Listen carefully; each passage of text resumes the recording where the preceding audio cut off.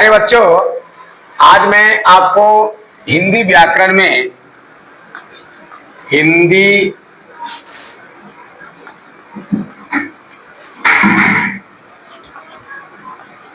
हिंदी व्याकरण में निपात के बारे में बताने जा रहा हूं। निपात एक अशुद्ध अव्यय है।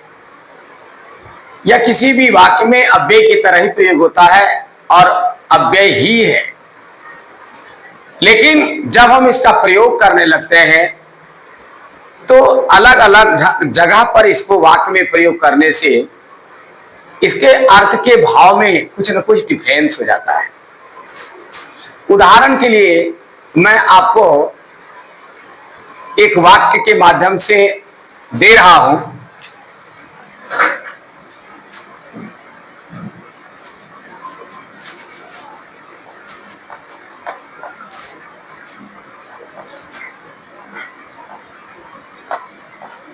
सोनू ने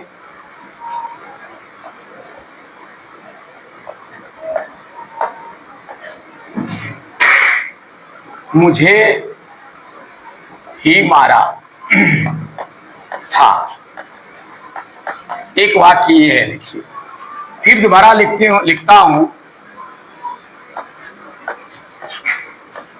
सोनू ने ही मुझे मारा है, मारा था। फिर दूसरा लिखता हूं।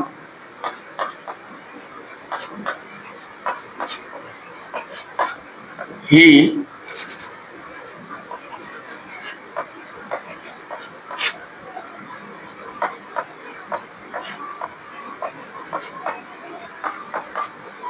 आपके सामने 3 वाक्य है।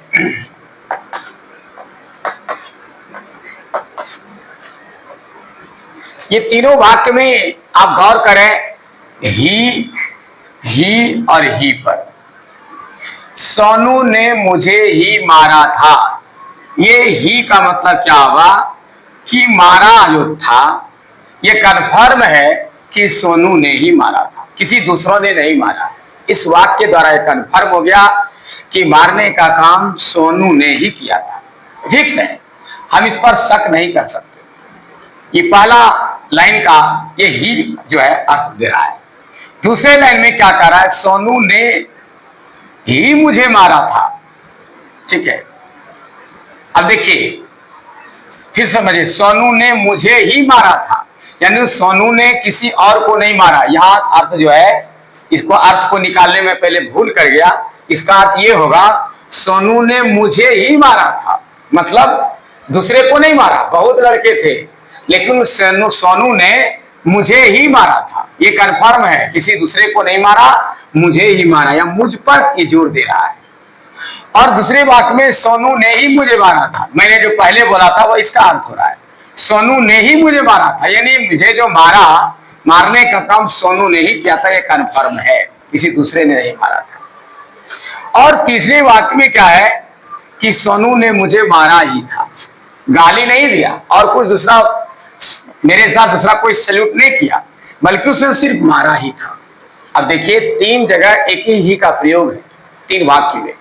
तीनों की वे अर्थ में कुछ न कुछ भिन्नता है। सोनू ने मुझे ही मारा था, यहाँ अर्थवाकी ने मारने का काम मेरे साथ ही किया है, ये फिक्स है कि मुझे मारा, किसी और को नहीं मारा। यहाँ है कि नहीं, सोनू ने ही मुझे मारा, मैंने सोनू पर फोकस हो रहा है, उसने ही मारा मुझे। यहाँ तीसरे में क्या है कि उसने जो मारा सिर्फ मारा, गाली गलौज नहीं किया और कोई उल्टा सीधा नहीं किया है, सिर्फ मारा है। तो इस तरीके से यह तीनों वाक्य 3 अर्थों को संबोधित करता है। इसी तरह ये व्याकरण में जो आप अभी पढ़ेंगे, निपात यह एक अशुद्ध अव्यय है जिसके अंतर्गत ही, भी, इसके अंतर्गत ही, भी, तक, उसके बाद मात्र, उसके बाद आपका है ये लगभग,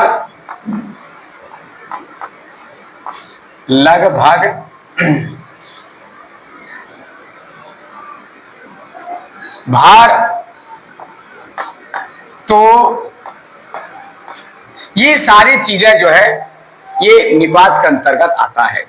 यह अव्यय ही है, लेकिन यह अशुद्धता को स्पर्श कर रहा है और यह अशुद्ध अव्यय है, प्योर अव्यय का काम नहीं करता है, ठीक है ना। इसलिए इसको हम निपात के अंतर्गत लाते हैं, क्योंकि ये अव्यय का क्या काम है कि वह जहां भी प्रयोग होगा वह एक ही अर्थ को देता है, अर्थ में भिन्नता नहीं होती है। लेकिन निपात क्या है कि ऐसा शब्द है कि अलग अलग जगह पर अलग अलग अर्थों को प्रकट कर देता है।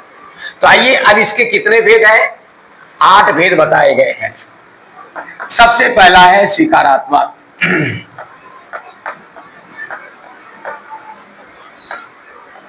स्वीकारात्मक निपात है।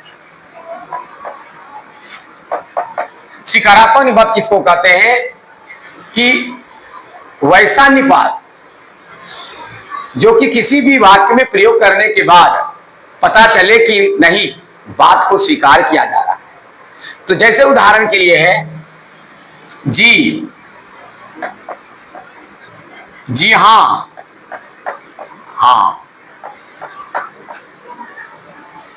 याद रखना है कि जब भी कभी हम किसी के साथ, बड़े आदमी के साथ बोलचाल का व्यवहार करें तो उसमें जी हाँ अवश्य बोलें, क्योंकि ये आदर, चाहे तो जी बोले या तो जी हाँ बोले, ये आदर सूचक शब्द है।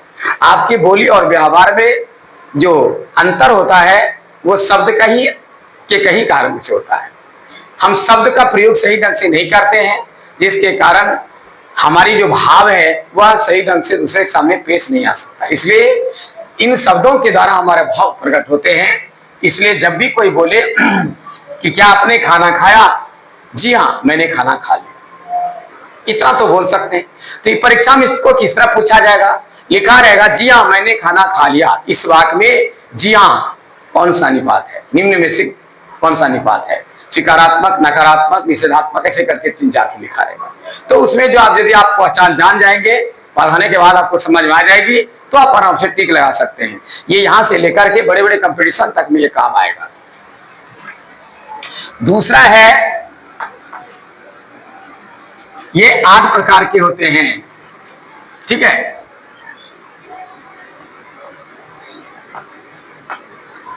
दूसरा है नकारात्मक।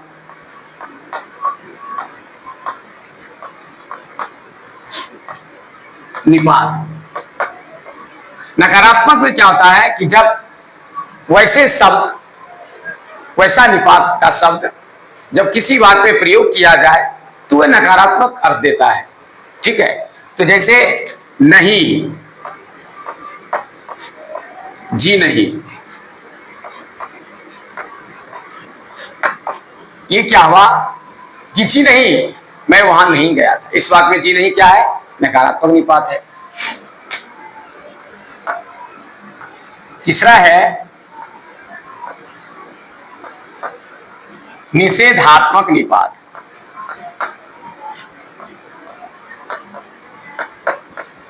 निषेध का मतलब है किसी चीज को रोकना, मना करना।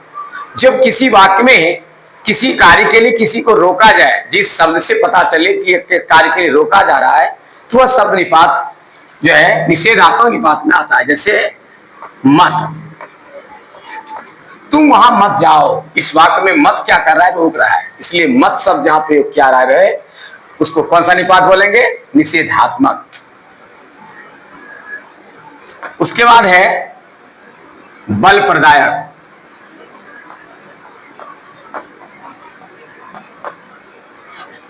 या सीमा बोधक।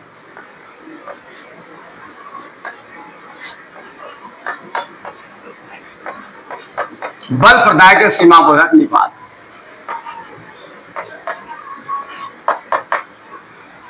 जैसे ही,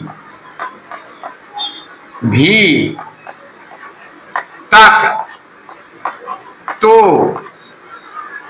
भार, ठीक है, मात्र, ये सारे जो आ रहे हैं ये सब बल प्रदायक सीमाबोधक में। जैसे यहां से वहां तक मेरी जमीन है, ये सीमा का बोध करा रहा है। सीमाबोधक निपात या एक दोनों एक ही चीज को करते हैं। यही मेरा घर है, ही से क्या वह जोर है, बल दे रहा है, बल प्रदायक, ठीक है। वह भी आएगा, वह भी रहेगा, भी से जोर पड़ रहा है। इसलिए भी और ही जोरदार शब्द है, बल प्रदायक, बल देने वाला है। तो तुम ही तो कल आया था, यही तो था, अब तो भी जोर दे रहा है, ये बल प्रदायक है। भार, भार क्या हुआ? मैं रात भर परेशान था, सीमा मान दिया, ये भी सीमा, रात भर ही परेशान था, दिन में नहीं। मात्र 10 रुपये सीमा है, 10 रुपये से ज्यादा नहीं। तो इस तरह से ये सारे शब्द है, जब किसी वाक्य में प्रयोग होता है या तो वह बलदायक होता है या सीमा को बताता है, ये इसलिए इसको बल प्रदायक या सीमा बोधक निपात कहा जाता है। उसके बाद है अवधारण बोधक।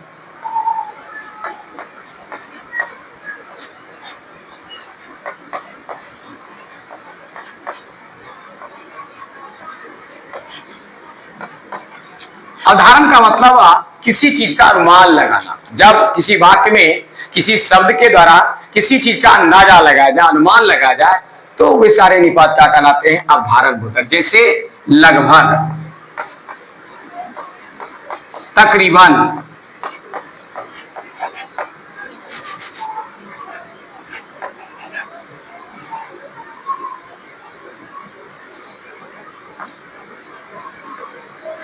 लगभग, तकरीबन, बिल्कुल,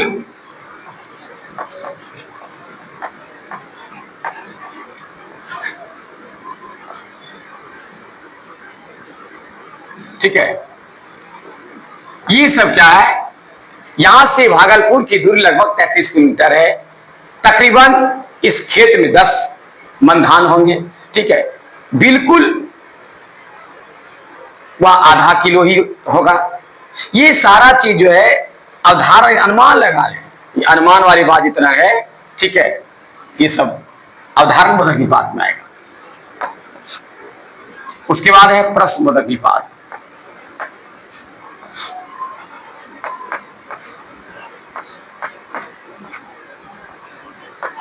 प्रश्न बोधक में क्या था? प्रश्न का करने का बोध हो, जैसे कौन, क्या, नौ। आपको पता है कौन, क्या, किसे, कब, कहां, किधर, ढेरी प्रश्न है। तो कोई भी प्रश्नवाचक शब्द का प्रयोग किया गया रहे, पीछे प्रश्नवाचक चिन्ह रहे, तो समझना प्रश्नबोधक निपात है। और नौ भी होता है, जैसे तुम खाओगे ना, अंग्रेजी में क्वेश्चन टैग जो पढ़ा करते हैं वही है, तुम पढ़ोगे ना, तुम लिखोगे ना, ये सब जो है प्रश्न का बोध कराता है। उसके बाद है विस्मयादि बोधक निपात।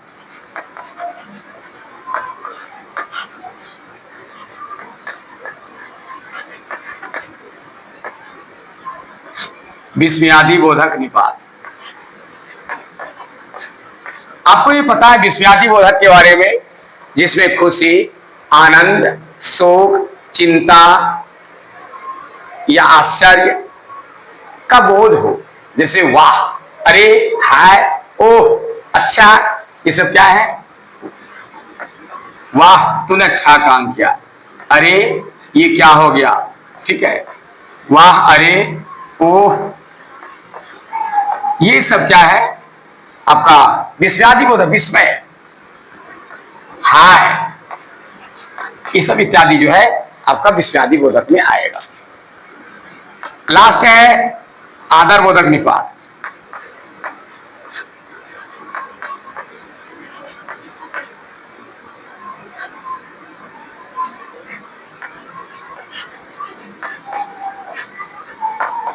आदर बोधक में होता है जी। आपको पता है जब किसी नाम के पीछे जी लगा दिया जाता है तो उसे आदर का बोध होता है। जैसे रामचंद्र जी आ रहे हैं, तो जी लगाने से आ रहे हो गया, बहुवचन का प्रयोग किया गया। इसके लिए हमारे विद्वानों ने बताया है कि किसी भी नाम के पीछे जी लगा रहे तो उसका क्रिया बहुवचन में हो जाता है।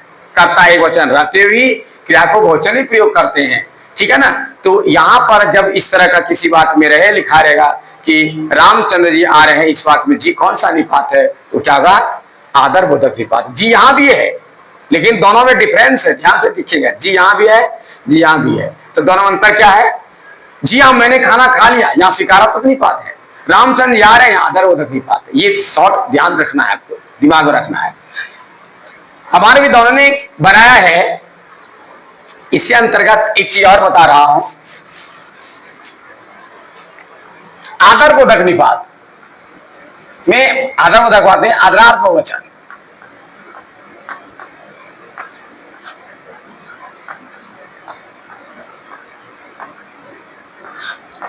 आदरार्थ बहुवचन किसको कहते हैं? कभी कभी अपने से बड़ों को आदर देने के लिए कर्ता एक वचन रहते हुए भी क्रिया को हम बहुवचन में प्रयोग करते हैं। तो ऐसी स्थिति जहां भी आए समझ जाना वहां आदरार्थ बहुवचन है। जैसे उदाहरण के लिए पिताजी आ रहे हैं, ठीक है। उसके बाद हम लिखते हैं राम आ रहा है। यहां पर आपका आदर नहीं है, राम के साथ जी नहीं है। इसी को जब हम लिख देंगे राम जी, तो आ रहा नहीं होगा, आ रहे हैं, क्योंकि भाषा में अशुद्धता हो जाएगी। राम जी आ रहा है नहीं, आ रहे हैं, और राम आ रहा है, क्योंकि यहां आदर नहीं है। यह साधारण आदमी के लिए प्रयोग किया गया। लेकिन कोई आदरणीय व्यक्ति है जिसका नाम राम है और कोई साधारण व्यक्ति का नाम राम है, तो राम आ रहा है, जब आता है राम आ रहा है। लेकिन कोई प्रतिष्ठित व्यक्ति आ रहा है तो उसमें राम जी आ रहे हैं ऐसा प्रयोग करेंगे। यहां पर आदर किया गया, आदरार्थ बहुवचन होता है। इस तरह से ये निपात के बारे में मैंने आपको आज जानकारी दिया।